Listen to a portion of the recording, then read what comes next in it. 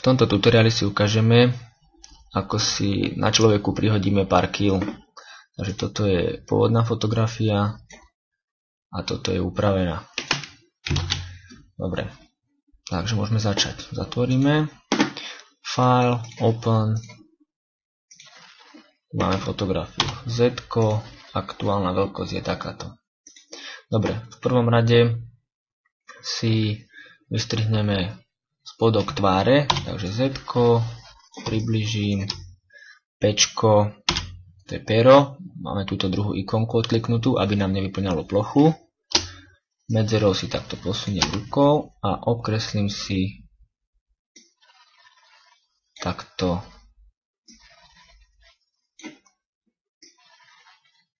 tvár, ale len tú spodnú časť.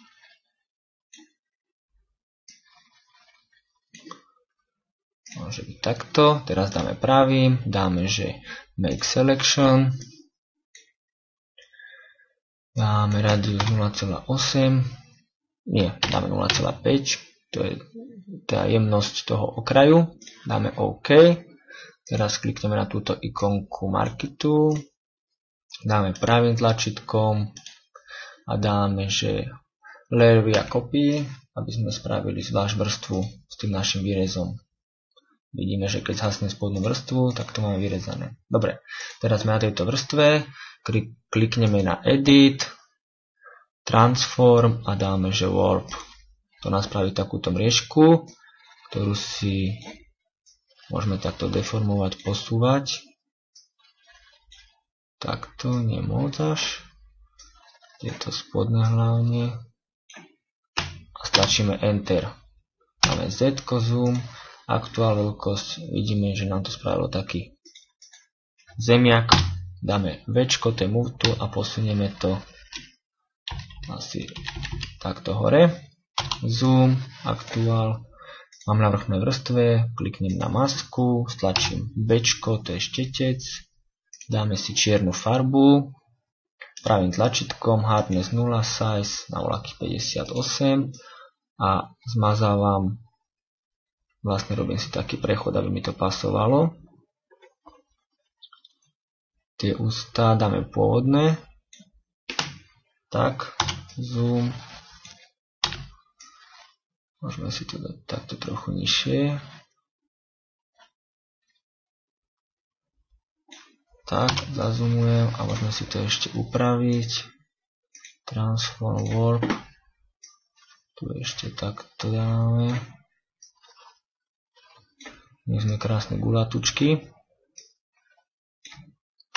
Enter. Znovu kliknem na masku, Bčko. Dáme, aby sme mali pekný prechod. Bčko posuniem, aby nám nebolo vidieť tú bradu. Pod tým zoom, aktuál, hasnem. Dobre, môže byť. Teraz si túto vrstvu okopírujem, stlačím Ctrl-J, on nám spraví tú istú. Dobre, túto masku chytím, hodím do koša a dám už Apply, to mi vlastne zostane len tá vystrihnutá tvár. Keď zhasneme ostatné vrstvy, teraz tlačíme Ctrl-L, to je Levels a tohto pravého jazdca posunieme úplne doľava. Zhasneme vrstvy, vidíme, že mi to spravilo taký tienik. Aj move tool, posunie sa takto dolu, kliknem na Filter, Blur, Gaussian Blur, to je sila rozmazania, dáme treba na 3,5, OK, dáme Ečko, to je guma, znovu hardness na 0, veľkosť môže byť 78 a zmažeme tieto čierne veci, ktoré tu nepotrebujeme. Aj tuto na stene, chceme to vlastne len dolu na brade. Dobre. Včko, opacity dáme na nejakých 60 alebo 50. Dobre. Znovu Ctrl-J, tú vrstvu si okopírujeme, hodím si to nad na tú vystrihnutú tvár. Znovu Bčko, to je štetec, hardness 0, veľkosť, ja neviem, 90 a takto si to ešte zakreslíme. Ečko, znovu guma, dáme si trošku hardness na 35, trošku jemnejšie okraje a takto to zmážeme, aby nám to zostalo len na tej tvári. Dobre, a teraz si to povymazujeme. Ečko, znovu guma, hardness 0, veľkosť nejakých 77 a takto budeme zmazávať. Môžeme si dať väčšie trochu.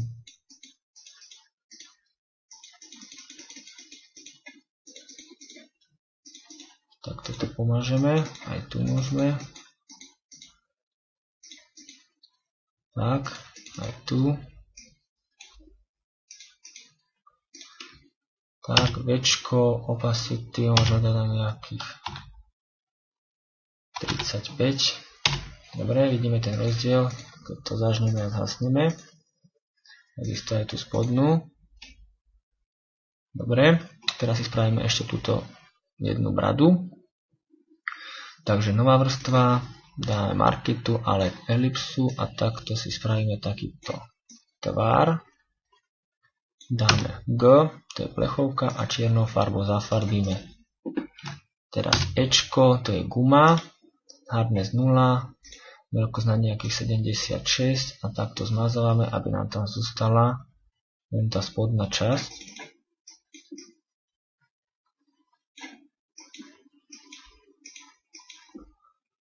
Tak, môžeme to tak trochu si ponaťahovať podľa svojich predstav, alebo aby nám to pasovalo. Opacity dáme na nejakých 60. Dáme to trošku vyššie a dáme na to filter, blur, Gaussian blur. Dáme 1,1, OK, trošku takto vyššie. Dobre, teraz klikneme na spodnú vrstvu, klikneme na dvojité Včko, to je tento Quick Selection, označíme si krk, tak, Altom označím, čo nepotrebujem, dám pravý, dám feather na nejaký 0,5, OK, dám pravým a dám znovu layer a copy, nespraví vrstvu vystrihnutú. Dobre, znovu Včko a takto si ten krk natiahneme do bokov a takto ho trochu zmenšíme. Asi takto, držím Ctrl, ešte takto potiahnem aj tu a stlačím Enter. Z-ko zmenším, stlačím C-čko, to je crop tu, takto to orežem. Tak, a ešte na tejto vrstve zmažem tie ústa. Dáme tam pôvodné. Tak. A tuto máme ten krk moc. Držím sa Ctrl, ešte ho trošku takto posuniem. Je tu. Asi takto. A toto posuniem trochu ešte vyššie môžeme. Takto. Stačíme Jčko, to je tento patch tool. A zmážeme tieto záhyby, aby sme boli ozaj tlstí. Dobre, Včko.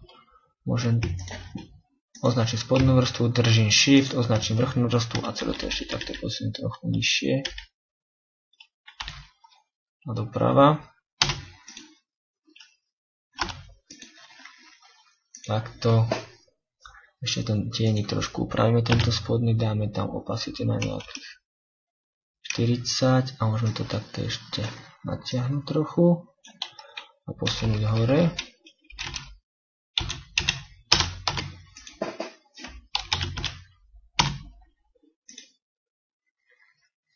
Dobre, fotka by bola hotová, tu máme.